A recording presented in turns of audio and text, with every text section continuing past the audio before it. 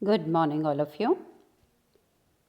At present, we are doing the levels of agriculture development. In our past e-video, we studied about the development of agriculture and why the various regions need to be divided into different levels. This is a vertical hierarchy of highly developed, medium developed, and low developed. And according to this hierarchy, local policies can be created for an area's development. In today's e-video, we will study about the factors that decide the development level of an agriculture area. अभी हम कृषि विकास के स्तर का अध्ययन कर रहे हैं।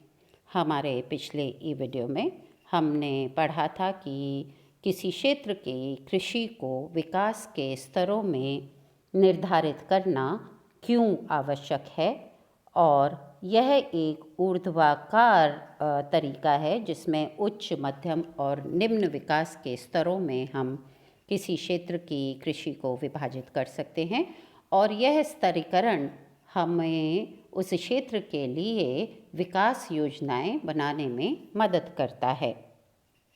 आज के जो ई-वीडियो है उसमें हम पढ़ेंगे कि कृषि विकास के स्तर का निर्धारण करने के कौन से प्रमुख आधार हैं।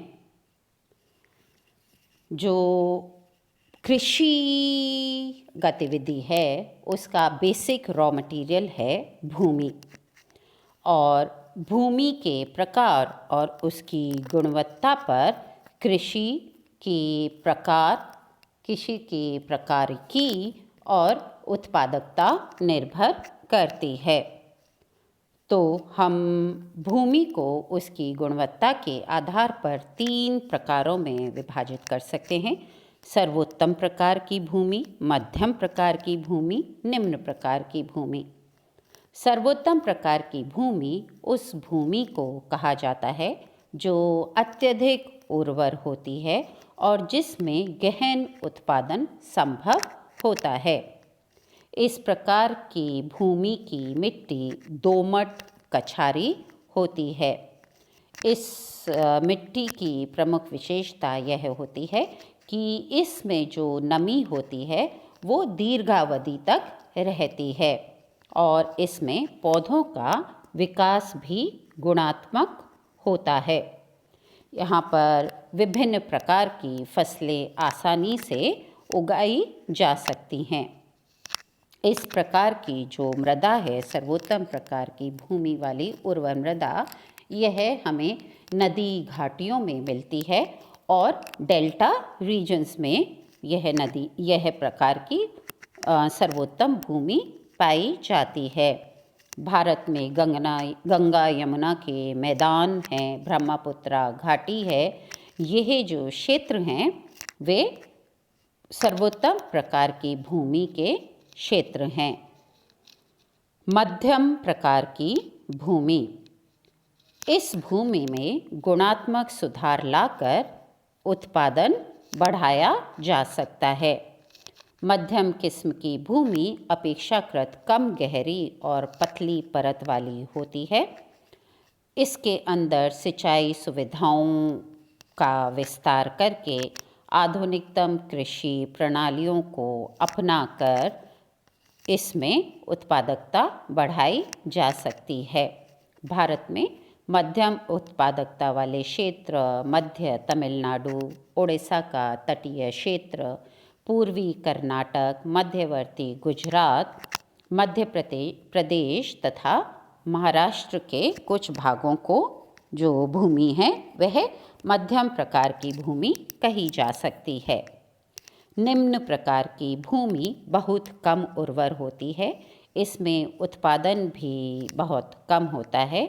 इस प्रकार की भूमि की जो मृदाएं होती हैं वो मोटी हो सकती हैं, कंकरीली हो सकती हैं, हल्की परत वाली हो सकती हैं, बलुई हो सकती हैं, पथरीली हो सकती हैं या दलदली हो सकती हैं। इन मृदाओं में उत्पादन तो कम होता ही है, यहाँ पर गहन कृषि भी नहीं की जा सकती। ऐसे क्षेत्रों में ज़्यादातर साल में एक ही फसल संभव होती है, पर कुछ क्षेत्रों में आधुनिकतम कृषि प्रणाली और सिंचाई सुविधाओं से 2 फसलें पैदा की जा सकती हैं। क्योंकि यह निम्न प्रकार की भूमि होती है, तो यह भी कृषि के विकास स्तर को प्रभावित करती है। भारत में हिमाचल का उत्तरी भाग, राजस्थान का मरुस्थलीय क्षेत्र, उड़ीसा, आंध्र प्रदेश, कर्नाटक, महाराष्ट्र के कुछ भागों में निम्न कृषि उत्पादकता वाली भूमि पाई जाती है। तो जहाँ उत्पादकता कम होती है या कृषि करना संभव नहीं होता है या कृषि करने में कठिनाई होती है, उस प्रकार की भूमि कृषि के विकास स्तर को भी उस क्षेत्र में प्रभावित करती है। जो दूसरा फैक्टर है जो कृषि के विकास स्तर को निर्धारित करता है, वह है कृषि की उत्पादकता उस क्षेत्र में। वहाँ का प्रति एकड़ उत्पादन क्या है, उस क्षेत्र का प्रति व्यक्ति उत्पादन क्या है, क्योंकि अगर श्रम अधिक उपयोग हो रहा है तो प्रति व्यक्ति उत्पादकता जो टोटल है उस पे प्रति व्यक्ति उत्पादन का उस पे असर पड़ेगा। और ये भी डिसाइड करता है एग्रीकल्चर लेवल को कि जो पूंजी निवेश किया जा रहा है, नाउ पूंजी is not in terms of money, पूंजी इज़ इन टर्म्स ऑफ जो हम इनपुट्स डाल रहे हैं, जैसे बेटर सीड्स हम यूज़ कर रहे हैं, फर्टिलाइज़र्स हम यूज़ कर रहे हैं, इरिगेशन फैसिलिटीज़ हम प्रोवाइड कर रहे हैं। तो इन सब का जो पूंजी निवेश होता है उसके अनुसार उस भूमि से कितना उत्पादन प्राप्त हो रहा है। अगर उत्पादन अच्छा हो रहा है, अच्छा उत्पादन मतलब प्रति एकड़ उत्पादन अधिक है, प्रति व्यक्ति उत्पादन अधिक है, और जो कृषक पूंजी निवेश कर रहा है उसे उसके अनुपात में कितना लाभ प्राप्त हो रहा है, यह भी कृषि के विकास स्तर को निर्धारण करने में सहायक होता है। कृषि क्षमता, ना कृषि क्षमता में जैसा अभी हमने कहा कि वहाँ जहाँ की कृषि के स्तर का हम निर्धारण कर रहे हैं, उस क्षेत्र की भूमि की क्या कृषि क्षमता है, उसकी क्या कृषि उत्पादकता है। जैसा हमने देखा कि क्षेत्र की भूमि सर्वोत्तम प्रकार की कृषि भूमि है, मध्यम प्रकार की कृषि भूमि है या निम्न प्रकार की कृषि भूमि है। उसके अलावा कृषक की क्षमता, कृषक अगर शिक्षित है, वो नॉलेजेबल है, उसे लेटेस्ट जो डेवलपमेंट्स, साइंटिफिक डेवलपमेंट्स हो रहे हैं उनका पता है, और उसके पास पूंजी है इन सब को निवेश करने की, तो वो इन सब को निवेश करके भूमि की क्षमता में भी बढ़ोतरी कर सकता है, अपना लाभ अधिक कर सकता है। पर अगर कृषक अशिक्षित है, वो नई जो विधियां हैं, नई तकनीकें हैं, उनको अपनाने में डरता है, या वह गरीब है, उसके पास पूंजी नहीं है इन चीज़ों को अपनाने के लिए, या फिर वो जो भूमि पे जिस पे कार्य कर रहा है वो उसका स्वामी नहीं है, वहाँ का काश्तकार है और उस भूमि के लिए डिसीजंस नहीं ले सकता है, ये सारी चीज़ें कृषक की क्षमता को निर्धारित करेंगी। इसी के साथ उस क्षेत्र की जो आर्थिक नीतियाँ वहाँ की सरकार द्वारा निर्धारित की गई हैं, वह भी वहाँ की कृषि क्षमता को निर्धारित करती हैं। नाउ ये नीतियाँ सेंट्रल लेवल पर भी हो सकती हैं और स्टेट लेवल पर भी हो सकती हैं। जैसे एक्सपोर्ट इंपोर्ट की जो पॉलिसीज़ हैं, वहाँ की गवर्नमेंट ने क्या डिसाइड कर रखा है, किस प्रकार के वो टैक्सेस लेती है, किस प्रकार के ऋण पे वो रिबेट्स देती है, कोटा सिस्टम है या नहीं है। अगर हम इंपोर्ट करते हैं और इनपुट्स डालते हैं जैसे कि सीड्स और फर्टिलाइज़र्स और पेस्टिसाइड्स या फिर इरिगेशन के लिए ऊर्जा, इन सब चीज़ों पे क्या कृषक को रियायत मिल रही है, या फिर कृषक को सब्सिडी मिल रही है। ये सारी चीज़ें जो आर्थिक नीतियां हैं ये निर्धारित करेंगी उस कृषक की और उस क्षेत्र की कृषि क्षमता को। इसी तरह से उस क्षेत्र का क्या सामाजिक संगठन है। हमने पहले भी देखा है कि कम्युनिस्ट नेशंस में सामुदायिक और जो सोशल एग्रीकल्चर होता है वो या कम्युनिटी एग्रीकल्चर होता है, कोलखोज और सोवखोज, वो वहाँ के कृषि के प्रकार को निर्धारित करता है। तो उस क्षेत्र का सामाजिक संगठन कैसा है वो भी उस क्षेत्र के कृषि के विकास के स्तर को निर्धारित करेगा। कृषि का प्रकार कृषि के विकास के स्तर को निर्धारित करने में किस टाइप की कृषि है इसका बहुत बड़ा हाथ होता है।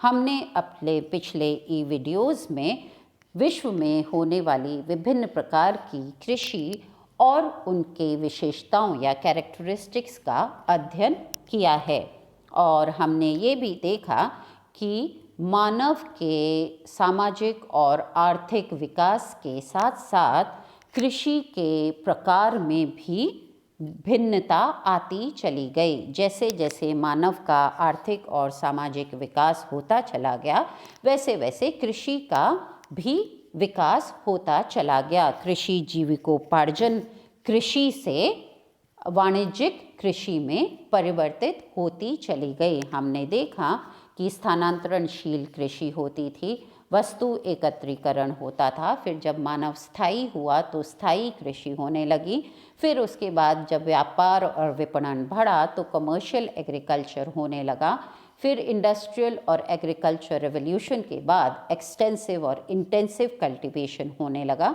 फिर मार्केटिंग और हॉर्टिकल्चर होने लगा। यातायात के साधनों की वृद्धि के साथ साथ स्पेशलाइजेशन होने लगा और एक्सपोर्ट इंपोर्ट होकर के चीज़ें एक देश से दूसरे देश तक आसानी से जाने लगीं। तो कृषि का प्रकार वहाँ के कृषि के विकास के स्तर को निर्धारित करता है। ज़्यादातर जो जीविकोपार्जन कृषि होती है वह कृषक अपने और अपने परिवार के लिए करता है। इसमें परंपरागत तरीकों से कृषि की जाती है और प्रति व्यक्ति और प्रति एकड़ कृषि उत्पादकता कम होती है। इस जीविकोपार्जन कृषि में मानव श्रम का उपयोग भी अधिक होता है, जबकि जब हम कमर्शियल एग्रीकल्चर करते हैं या हॉर्टिकल्चर होता है या एक्सटेंसिव कमर्शियल ग्रेन फार्मिंग है, इस प्रकार की कृषि में मानव श्रम का निवेश कम होता है। पशु शक्ति का निवेश परंपरागत कृषि के जो तरीके होते थे उनमें हलों से जब खेतों को जोता जाता था तो पशु श्रम का निवेश होता था। अब जब हार्वेस्टर्स और कंबाइनर्स यूज़ किए जा रहे हैं तो मैकेनाइजेशन बढ़ रहा है और पशु शक्ति का निवेश कम होता जा रहा है।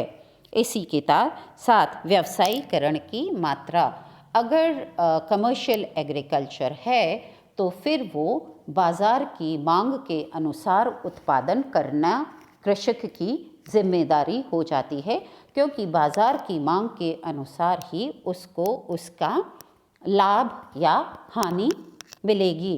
तो बाज़ार की मांग के अनुसार उसे अपने उत्पादन की लागत को भी मैनेज करना पड़ता है, गुणवत्ता को भी मैनेज करना पड़ता है और क्वांटिटी को भी मैनेज करना पड़ता है। इसी तरीके से शस्य संयोजन किस प्रकार का है यह निर्धारित करेगा कि उस भूमि का अनुकूलतम उपयोग हो रहा है या नहीं हो रहा है। फिर वैज्ञानिक विधियों का उपयोग किया जा रहा है या नहीं, सॉइल प्रोफाइल को टेस्ट करके और शस्य संयोजन डिसाइड किया जाता है। किस टाइप के फर्टिलाइज़र्स रिक्वायर्ड हैं वो फर्टिलाइज़र्स डाले जाते हैं। ऑप्टिमम लेवल की यूज़ के लिए उन्नत बीजों का उपयोग होता है, इरिगेशन प्रोवाइड किया जाता है। ये सारी चीज़ें करके और मैक्सिमम प्रोडक्शन पाए जाने के लिए कृषक कोशिश करता है। इसी तरीके से कृषि यंत्रीकृत है, मशीनीकृत है, तो इसका मतलब कृषि विकास की ओर अग्रसर है।